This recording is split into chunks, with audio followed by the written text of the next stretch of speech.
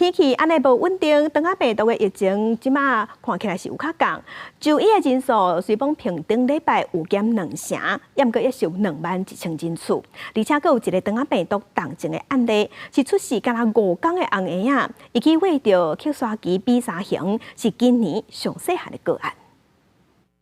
这一例是目前今年的8例里面是年纪是最小的。他到医院就医之后呢，医师是诊断疑似败血症而收住到加护病房，确定是这个克沙奇 B3型的肠病毒的感染，是有包括脑膜炎、心肌炎，以及有这个肝功能异常，还有血小板下降和凝血功能异常的这些重症的情形。 这个出事5天的红婴仔治疗了后，即马家在已经出院，也若感染源即马正在调查。疾管署是统计讲，今年累积8个肠仔病毒的重症，其中有6例拢无满1岁。医生就呼吁讲，若是囡仔直困、意识无清楚，而且